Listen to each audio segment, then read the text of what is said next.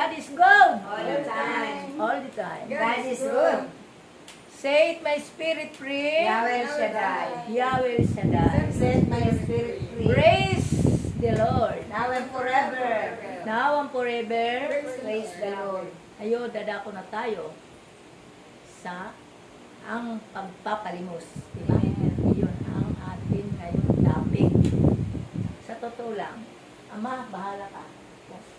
Turo mo sa akin ko ang dapat yung gawin.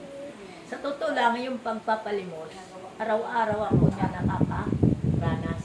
Amen. Sapagkat hindi lang 3-5 katao ang dumadaang para magpalimos. May sakit, mayroong malalakas.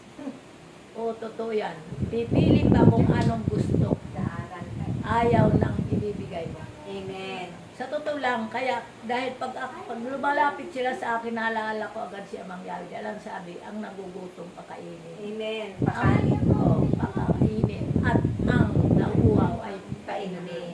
at hindi ka dapat tumanggi kung mayroon ka dapat itulong. Amen. Kahit paano, nagbibigay ako. Kaya sabi ko, pasensya na lang kayo dahil kukunti na lang ang benta ko. Sa totoo lang, dyan natin mararanasan kung paano tayo tutulong sa ating kapwa at tungkol sa nagpapalimos. Mayroong malalakas ang katawan, nagpupunta doon para magpalimos. Yun si Junjun dyan sa highway. Ganun naman. Opo. Oo, lagi yan nakabantay doon sa akin. May nakabantay lagi yan. Dadala ng puti. Hindi ng palagi. Bibigyan ko yan. Oo, may lalagyan ho siya. Bibigyan ko siya. Tapos yung turon, saging, isang ganyan. Kaya ako, sa totoo lang, yung pagpapalimos, hindi naman ako tumatanggi magbigay hanggat mayroon ako tutulong. Kaya, sinasabi ko sa kanila, pasensya na kayo dahil yun lang ang kaya ko. Dahil alam naman natin ngayon, panahon na tayo. Mayroon nagpapalimos na pipili kung alin ang gusto nila. Mayroon doon matanda na, pero sasabihin, yung gusto ko yung kape na stick at saka asukal dahil nakabibigay. Bibigyan ko yan. Tapos hindi isa pa, magbibigay ng 5 piso, dalawa, isang pares yun naman ang kukunin. Magkano 10. Pero sige, tinatanggap ko yung binibigay niya ng 5 piso. Pero nabigyan ko na siya ng libre. Ay, ang gagawin, bibili pa siya 5 piso ng pera. O, binibigyan ko yan siya sapagkat yun nga ang sinasabi sa atin lang din. Hanggat kaya natin pagbigay tayo. Kaya pasalamat ako sa Diyos na binibigyan ako ng kalakasan para makatulong sa aking kapwa. Kaya lang sinasabi ko kay Ama, tulungan mo ako na bigyan ako ng maraming customer para itong muntikong tindahan ay umunlad naman. Kaya Ama, buong puso ako nagpapasalamat sa'yo pag nakakabinta ako. Ama, salamat po sa mga binibigay mo sa amin na biyaya ng aming mga anak.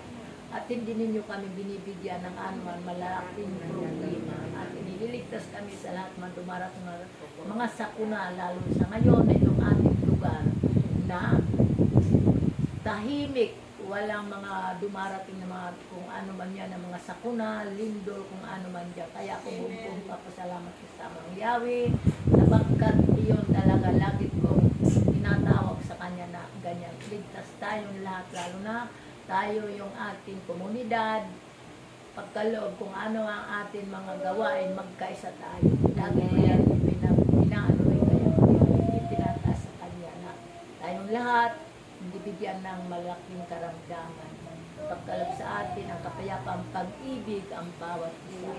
Dahil kung tayo bibigyan ng sakit, hindi tayo makakapagbigay sa ating kapwa. Kaya ako bumpasok kasalamat. At saka, yung pagpapalimos, dahil ikaw naglimos, ibig sabihin may pag-ibig ka sa iyong kapwa. Kalakit, diba? Malakit na pag-ibig. Kaya iyon ang mga tinuturo sa atin ng Diyos na kung mayroong ka, pagkalooban mo sila, kung wala pasensya, dahil hanggat kaya mo na makapagbigay, pagbigay tayo.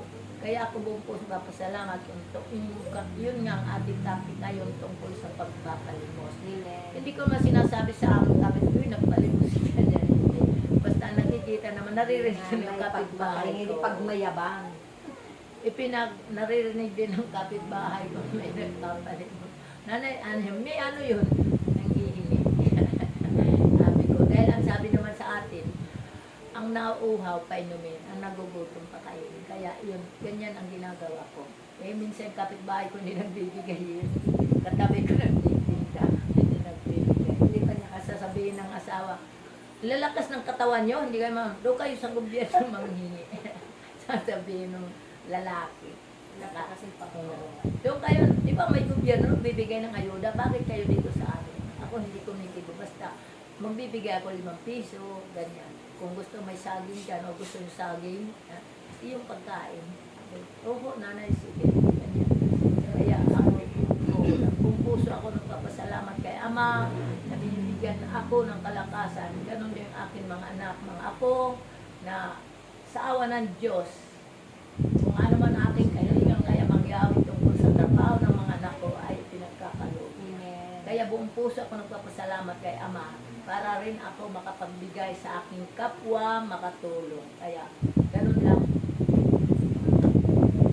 Ama, tama na yun. Lagi. Amen.